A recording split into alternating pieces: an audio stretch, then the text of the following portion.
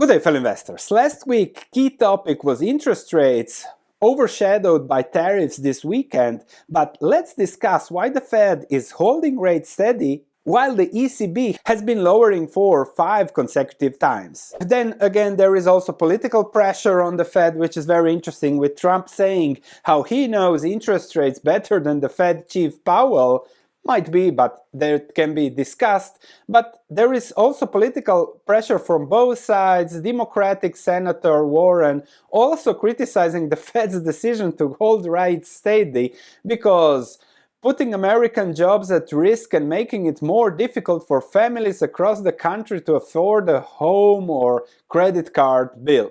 Now, when it comes to interest rates, there is a lot of discuss. The impact on us as investors. There is the short term, the long term, and perhaps everyone is forgetting about the debt, the financing. It's not just we can artificially keep interest rates low, and with zero interest rates, we just make money, banks make money, investments, everyone is great, everything looks great until the credit bubble pops, and then it's over for everyone. Then we go back below any kind of growth level, we enter a depression. That's why the Fed is balancing those interest rates. The European Union is not doing, they're just going down, lowering, because it's already a recession here, it's already ugly.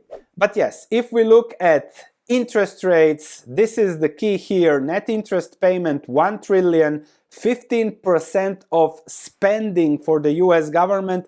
Or if you look at sources of financing, 1 trillion is 25% of the US government's income. Of course, every politician wants interest rates to go lower, because if interest rates go higher, then it's doom and gloom for the government paying more than 25% of income for interest payments. However, look at this. This is the debt to GDP was below 40 and now it's projected to go 130%. That is a huge level. The problem is that, okay, you took advantage of low interest rates from the financial crisis. We had zero interest rates, but now all the debt comes due and has to be refinanced, and suddenly people say, if you are spending 25% of your income just on interest, I'm not happy with 2%.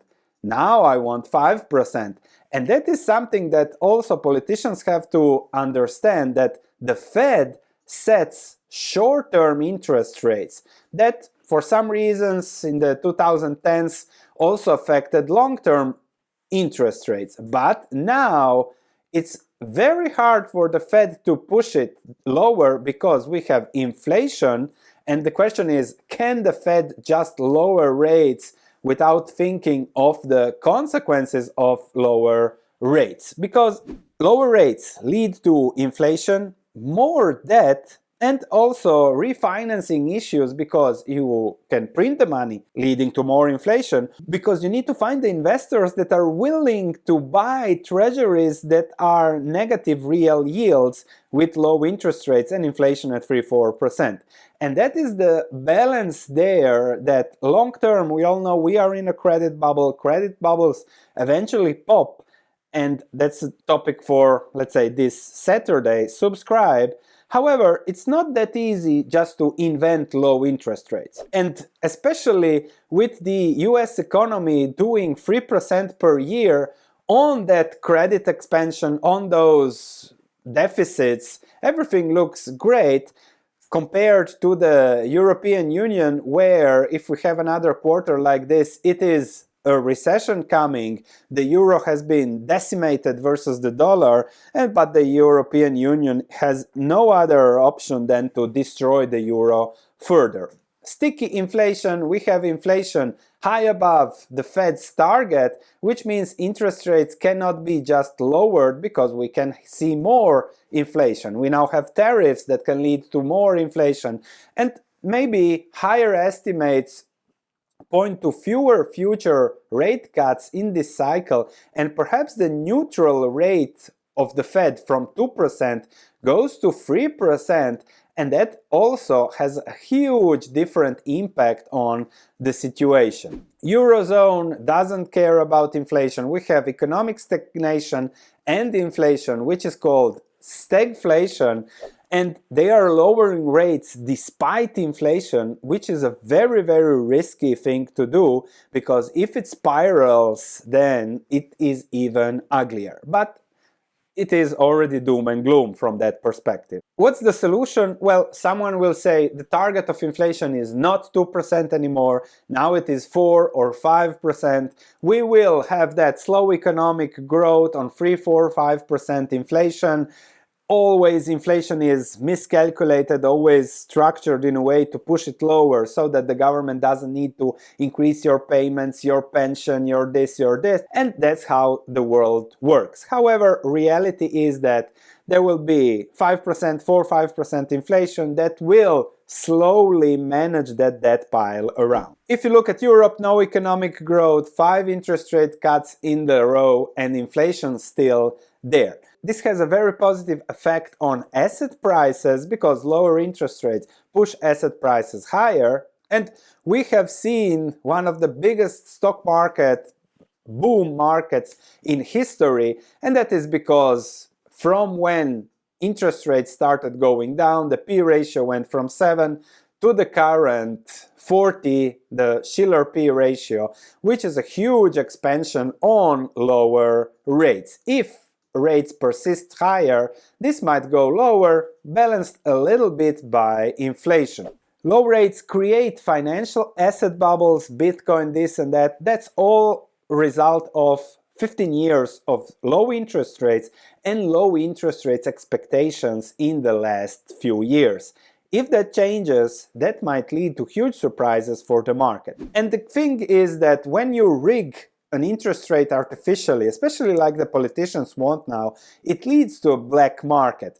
Perhaps the first indication of a black market is the Bitcoin, because people flock to alternative assets.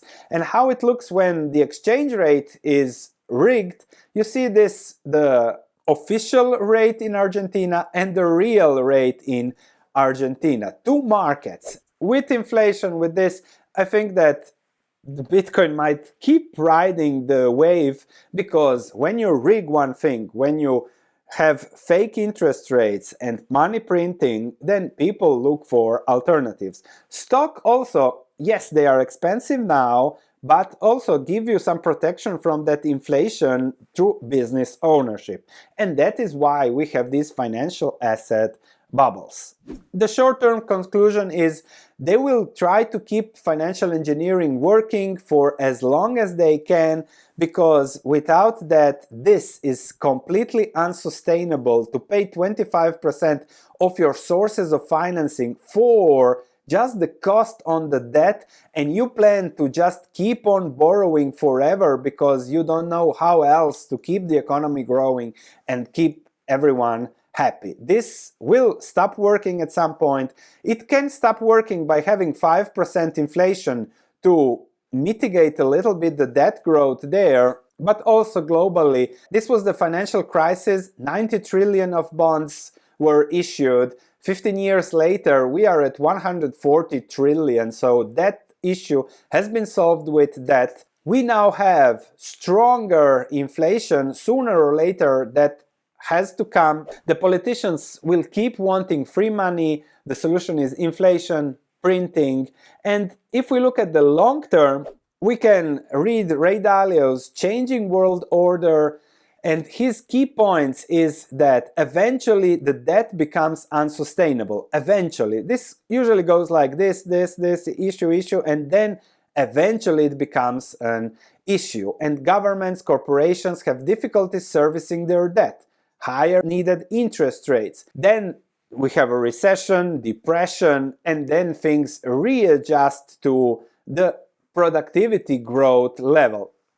That's something that you can read here more. We are still now in sustainable debt, but we all know that sooner or later it will become a debt crisis, because this is not sustainable, no matter what short-term politicians discuss. However, when rates are already low, central banks have limited tools to further stimulate the economy, creating a liquidity trap, which is the next situation where the solution is to print money, inflation. Everyone is pushing it to the limit. It works till it doesn't. Inflation, money printing, losing control, and then we have the reset to productivity levels. The key question is, okay, this is unsustainable, but Sven, when? Impossible to time. Maybe tomorrow, maybe 2036. I know that the risks are piling day by day, the pressures are mounting, and the first indication of pressure is the debt cost. As interest rates go up, the US government has to pay double the interest that it had to pay a few years ago. If you look at percentage of gross domestic product, it went from 1 to 3, so like in the 80s, but now real economic growth is 1%. Here, real economic growth was 4 or 5%. That's the huge change there. And you can see the divergence in the Fed tries to lower rates. Long-term rates are going up and are now getting close to 5%. And that is the key question. What will be the long-term rates, the refinancing issues, the sustainability? It's impossible to time when, but we know the risks and the triggers to those risks are piling up. So this was a great time in history. We took advantage of it, but it also led to financial asset bubbles, to credit bubbles, and we'll see for how long will that last. The problem is that with zero interest rates, high debt levels, everyone is borrowing like crazy, but that also leads to malinvestment. Bad investments with free, cheap money. Now in Italy, low rates lead to M&A activity in Italy. They go around like crazy. If we look at mergers and acquisitions in the United States of America, boom in numbers, boom in values. Now they are spending on semiconductors, hoping that there will be a return, but we will see whether that will lead to good returns or not. Computer, electrical, electronic. What will be the return? That is unknown. We have seen DeepSeek rattle the situation there. And if we look at return to all private capital, you see that it also is declining a little bit compared to the money paid. And then you have a crisis and then the returns really crash, and that is then the key issue there. If we go to the Austrian School of Economics, low rates distort natural conditions leading to boom and that everyone forgets now, bust cycles. For investors, high valuation stocks are at risk if we have higher interest rates for longer, credit risk if higher rates. We don't know when it will happen, but also growth risk if there are not adequate returns to the huge investments. They can print, have artificial rates, inflation. You need to own real assets. One great asset to own perhaps is a long-term fixed interest rate mortgage, because if they go to inflation, to more money printing, which is the only thing politicians know, I'm talking about the next few decades, having a mortgage for a good asset is not a bad idea. Especially in Europe, 30-year mortgage in the Netherlands is 4%. I consider that free money. The key when investing is owning assets that will survive, benefit, and then at a fair price. For example, if we look at our value investing quadrant, these are food, fertilizers, oil, so things that, let's say, are essential and that will likely be there no matter the environment. This is very risky to just be in treasuries, because if rates go higher, long-term treasuries go lower. Subscribe, we'll keep discussing what we do. Check what I do on my research platform for an even higher level of long-term investing protection.